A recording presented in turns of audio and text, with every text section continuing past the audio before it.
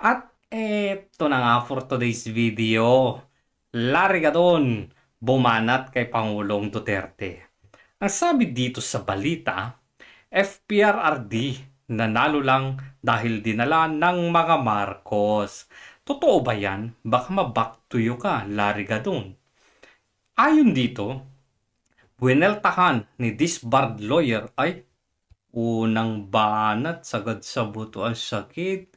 Talagang pinagduldulan yung disbarred lawyer. Ala, galing ito sa balita.mb.com.ph. Sa ano ba to? Manila Bulletin ba to? Ba't parang may galit kayo kay Larigadon? Buineltahan ni disbarred lawyer at anti-poverty czar Larigadon ang pagkapanalo ni dating Pangulong Rodrigo Duterte noong 2016 presidential elections. Bakit ngayon ka lang nagtatanong o kini-question o nagsasalita laban sa pagkapanalo ni Pangulong Duterte noong 2016 pa ito? Ha, Larigadon, dati tutanggol ka naman sa Pangulong Duterte. Anong nangyari, Larigadon?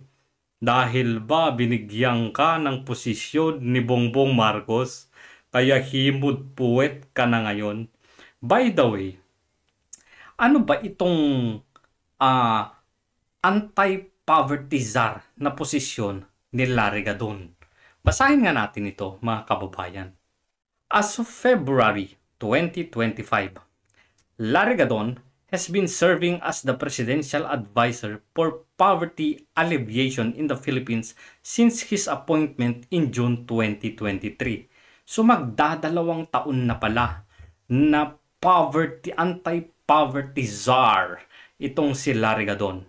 Pero kamakailan lang, pinagduldulan niya na parang imahinasyon lang o kathang isip o guni-guni lamang na merong kahirapan talaga sa Pilipinas.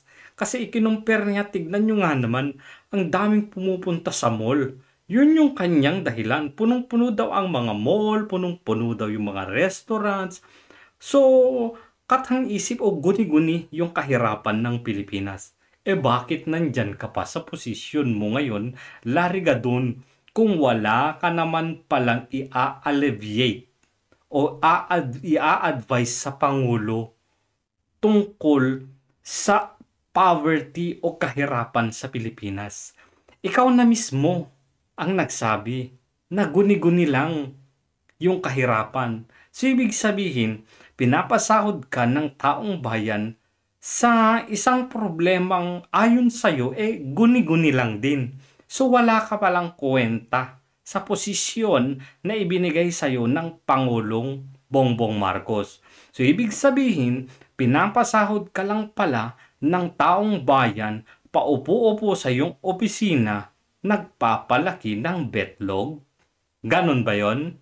Ikaw mismo ang nagsabi niyan, ha? Hindi kung sino man. Sa mukha mo mismo galing na guni-guni ang kahirapan sa Pilipinas. Tuloy nga natin to. In this advisory capacity, he has primarily focused on proposing and supporting various initiatives aimed at reducing poverty. Again, sabi mo, guni-guni lang ang kahirapan. So wala kang maipropose o isusupport na mga initiatives ng gobyerno para iangat ang buhay ng mga Pilipino. Kasi, again, galing na sa'yo, guni-guni lang ng mga Pilipino na may kahirapan. Tuloy natin ito. One of his notable contributions is the BBM, Batang Busog Malusog Program, a nutrition initiative targeting malnutrition among public elementary school children. So, meron pala kahirapan. Kasi meron nga kayong Batang Busog Malusog program . So, may kahirapan. So, hindi guni-guni ang kahirapan sa Pilipinas. Anti-poverty czar, disbarred lawyer Larry Gadon. Tuloy natin to. This program emphasizes the administration's commitment to addressing child hunger and improving health outcomes. So, bakit merong mga ganitong programa ang gobyerno? Again, hindi guni-guni ang kahirapan sa Pilipinas. Umalis ka na lang sa pwesto mo, Larry Gadon. By the way, itong pwesto ni Larry Gadon ay inimbento lamang sa panahon ni Pangulong Bongbong Marcos. Ito yung patunay. The role of a dedicated poverty alleviation czar in the Philippines is a relatively recent development. In June 2023, President Ferdinand Bongbong Marcos Jr. appointed lawyer Larry Gadon as the presidential advisor for poverty alleviation. Ay bago! Bago! Inimbento lang ito nung pwede ka nang ma-appoint para pambayad utang sa suporta na binigay mo, Larry Gadon.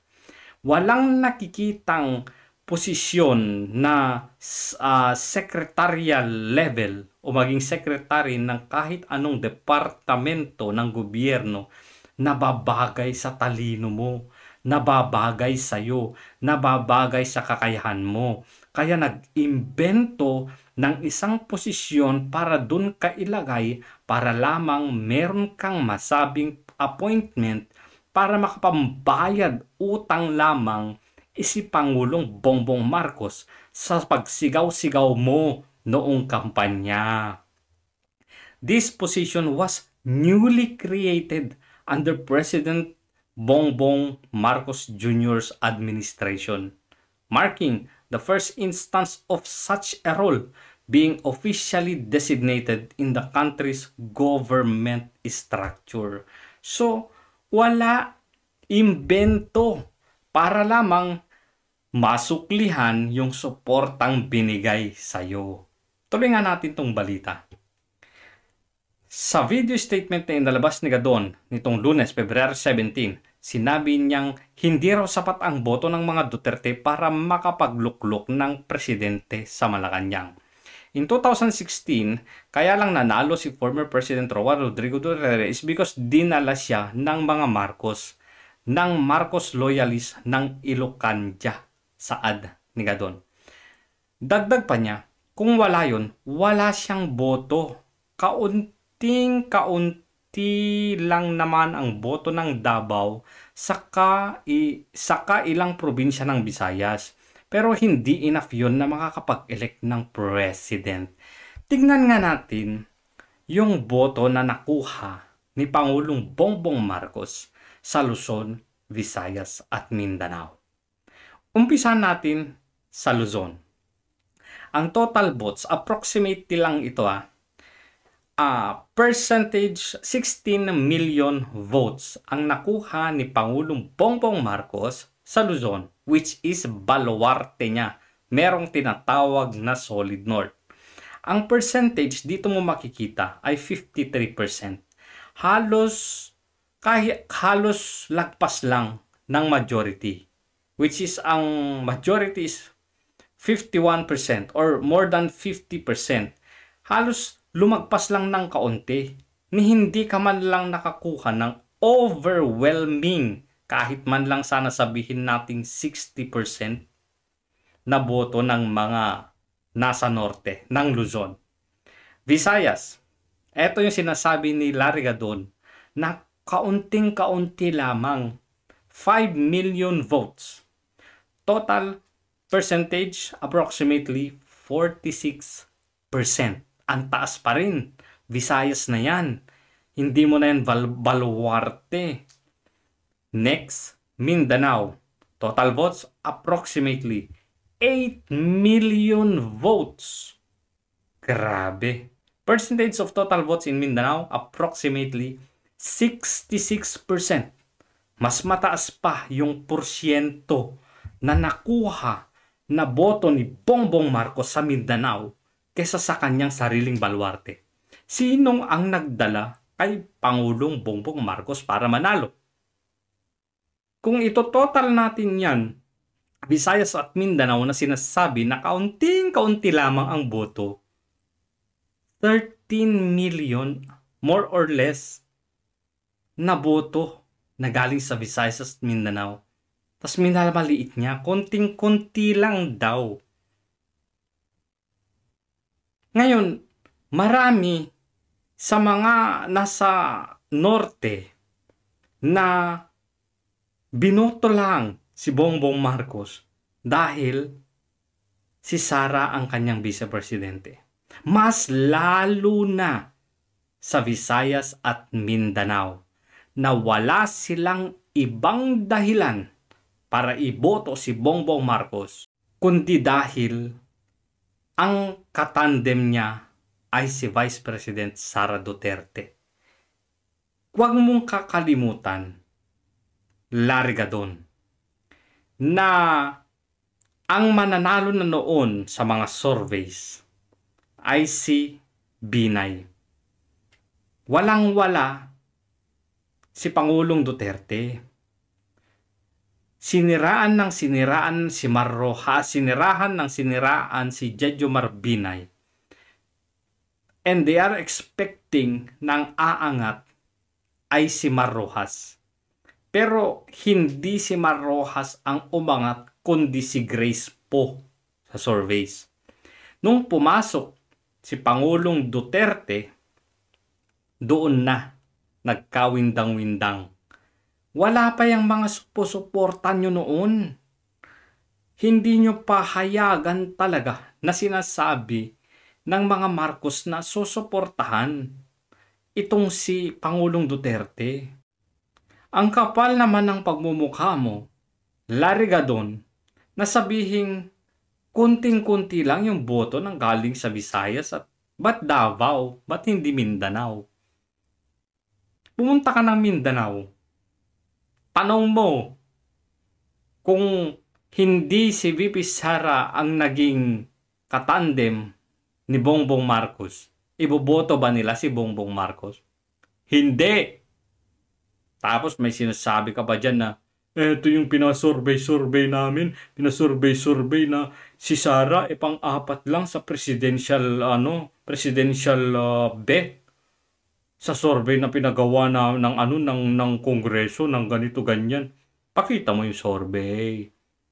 Kasi ang totoo at talaga namang hayag na hayag, marami talagang takasuporta ang mga Duterte.